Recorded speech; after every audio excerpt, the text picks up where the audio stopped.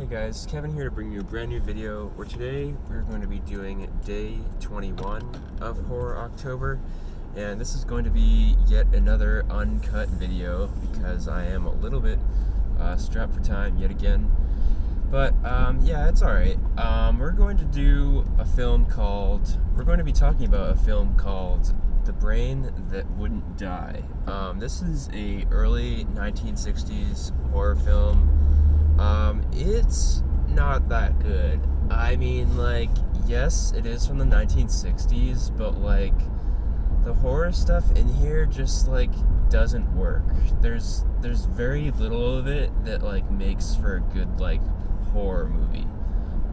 So essentially you have this woman who gets her head decapitated, who happens to be this guy's, like, fiance, and, you know, this guy is like a doctor who like does like transplants and like, you know, can like bring people back to life and all this sorts of like crazy stuff, which his father disapproves of.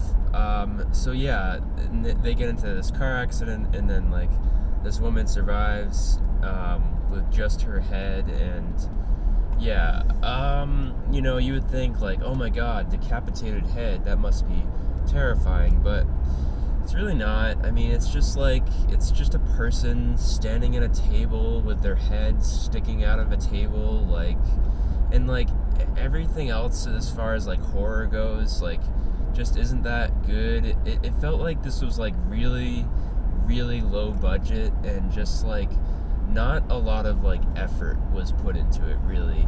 Just like, you know, like the car crash that happens in this is like, you can't even like tell what's going on. It's just like you see some fire, and you know, so you see a guy like rolling down a hill. Like you could have made this movie for like, I don't know, $100 probably, or $300. Like it's just like, and the thing about it is, you know, like it tries to like, you know, make this stuff horrifying.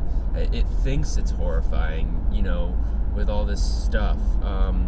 But really there's not much to go off of as far as like horrifying stuff. Like, you have this head, obviously, and then you have this like other doctor guy who like comes in, and he has like this weird arm, and like, you know, he's walking in the door, oh my god, and you know, and then there's like this creature behind this door, and then there's like, he keeps knocking, oh my god, he's knocking on the door, wow. Like, just like things like that. And yeah, you have this like weirdly constructed plot too, because, you know, the whole thing is like, this doctor needs to find a head to like replace,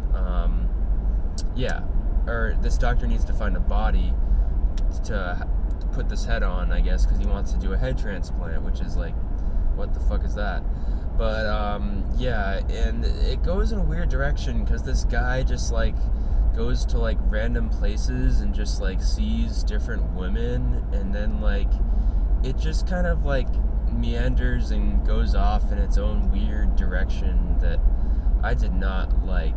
And I suppose it's like semi interesting, just because like, you know, this doctor is so crazy and mad that you're like, I wonder like what he'll do or whatnot, you know. And, you know, he's kind of compelling just because he's that like ambitious and outlandish. And the interesting angle to it also is like, I guess, you know, the woman whose like head is decapitated, I mean, she's kind of like the protagonist, but like so is the doctor. So like it felt like, I guess, like a little unpredictable, because like, you know, you don't know who's necessarily gonna you know, be the one to come out on top, I guess. But, you know, I guess that kept it kind of interesting, but it wasn't that great. You know, like, the horror films, like, I feel like older horror films have a habit of doing this, and I don't know why.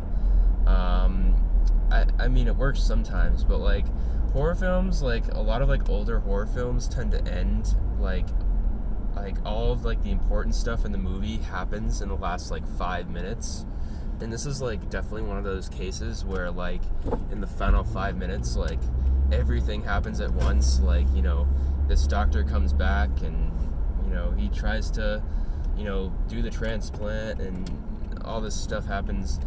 And yeah, I mean, it's common, but like it was kind of exciting, but at the same time it was pretty rushed and didn't feel that well built up, I guess. But yeah, I mean, I can't really say this movie like has like a ton going for it. I mean, I guess that's like, it's one of those things where it's like it's kind of like watchable, and you know, you can get through it, and you know, the characters are, you know, interesting enough to keep you in it. But it's definitely lacking as far as like horror stuff goes, and the creation of its plot. I mean, like, one thing that I did like about it was this decapitated head's laugh when she starts like laughing at one point, and I thought that was pretty decent. And also, like, there's this like monster that's like, you know, behind this door the whole time. You know, that's where the constant knocking is. Oh my god, he's knocking, like, wow. And you know, they finally show him this monster at the end, which was kind of cool. I did kind of like that. But yeah, this movie's not that good though. I'm gonna give it a 5.7 out of 10. So yeah, I hope you guys have enjoyed this video. Make sure to leave a like if you have, and I'll see you guys in the next one.